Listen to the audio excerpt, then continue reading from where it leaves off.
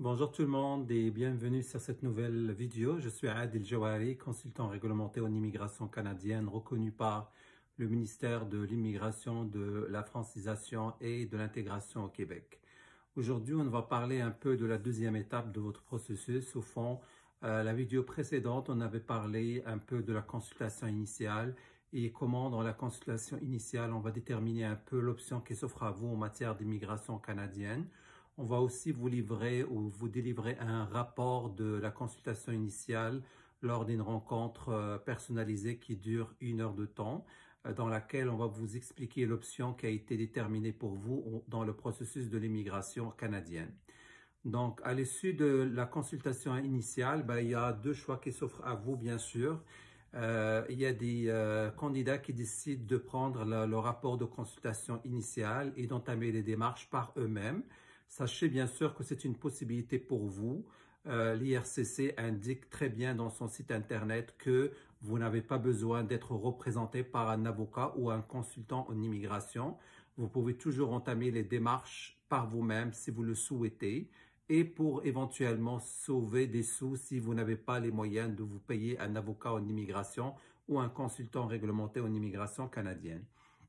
Donc, ceci dit, à la fin de la consultation initiale, on vous livre aussi ce qu'on appelle une offre de service pour éventuellement vous représenter dans les prochaines étapes de votre dossier. Donc, si vous décidez d'aller avec notre cabinet comme représentant légal de vos démarches auprès du gouvernement fédéral ou du gouvernement provincial pour un tel ou tel programme d'immigration, dans cette étape-là, on va passer à la deuxième procédure ou à la deuxième étape de la procédure qu'on appelle le contrat de représentation. Donc, qu'est-ce que c'est qu'un contrat de représentation? Au fond, c'est un document légal, c'est un contrat de service qui est approuvé par le Collège canadien des consultants en immigration et en citoyenneté. Et c'est un contrat entre le consultant réglementé et le candidat qui décide de mandater ce consultant réglementé pour le représenter dans les démarches. Dans le contrat, bien sûr, on va déterminer un peu c'est quoi les droits et les obligations des deux parties. Donc, de notre part, éventuellement, on va devoir vous indiquer les démarches, vous préparer ou plutôt vous lister les documents qui sont à présenter par vous dans le dossier d'immigration, remplir les formulaires, remplir aussi tout ce qui est documentation au niveau du site du gouvernement, du l'IRCC, bien sûr, ou bien sûr dans ce qu'on appelle communément l'entrée express. Donc, notre devoir aussi, ça va être de vous guider un peu dans le processus de dépôt de votre demande au fur et à mesure que le processus avance. Ça va être une obligation de notre part. D'autre part, votre obligation, c'est bien sûr de éventuellement préparer toute la liste des documents qui va devoir être soumise au gouvernement fédéral, admettant dans le cadre de l'entrée express, préparer les tests de langue, préparer l'évaluation des diplômes, faire traduire les documents qui ne sont pas soit en français ou en anglais. Donc, toutes ces démarches-là vont être ce qu'on appelle des obligations sur votre charge que vous allez devoir préparer pour que nous, on puisse par la suite communiquer l'ensemble des dossiers à l'IRCC, donc à Immigration Canada. Donc, c'est ça au fond, le contrat de représentation. C'est un document légal signé par les deux parties et qui stipule ce qui est à faire par les deux parties de façon précise.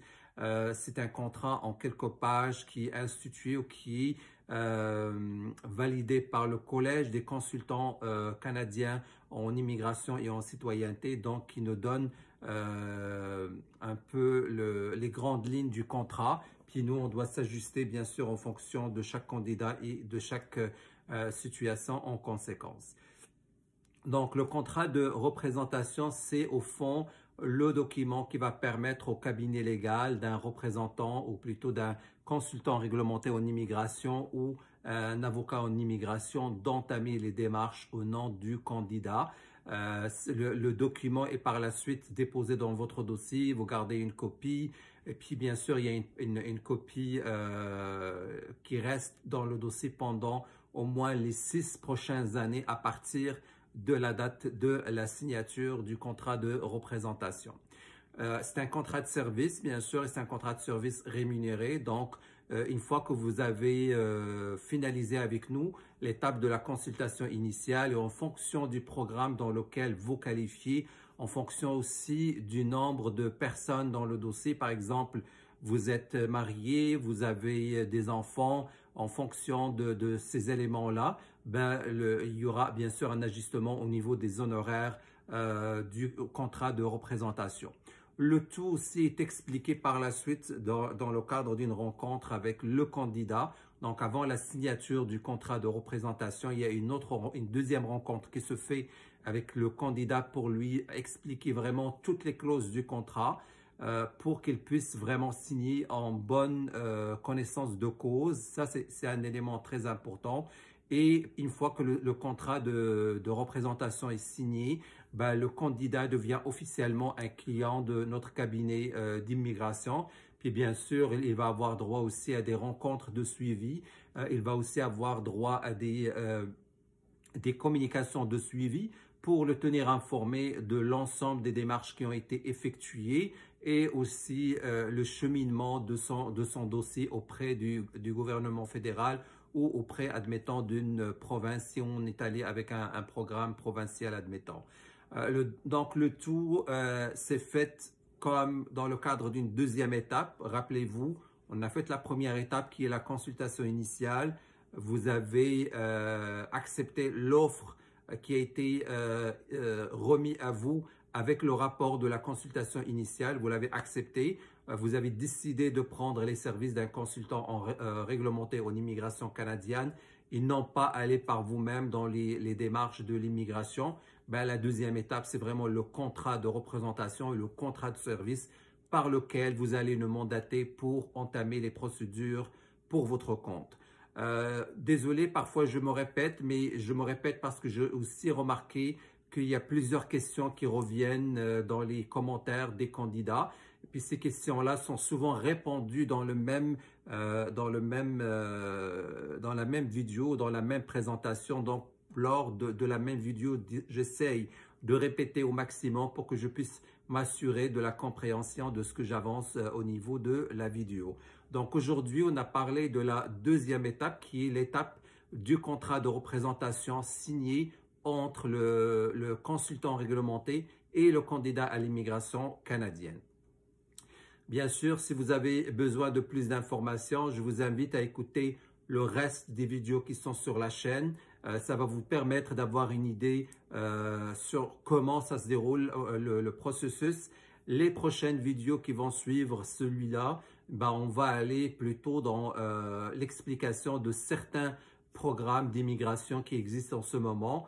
Et aussi, la prochaine vidéo va porter sur le système de l'entrée express, comment il fonctionne, c'est quoi l'entrée express, pourquoi l'entrée express et non pas un autre système de dépôt de demande.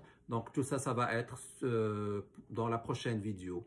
Encore une fois, je vous souhaite beaucoup de chance dans vos démarches, que vous soyez avec notre cabinet ou avec un autre cabinet ou que vous décidez de prendre l'initiative de faire le tout par vous-même.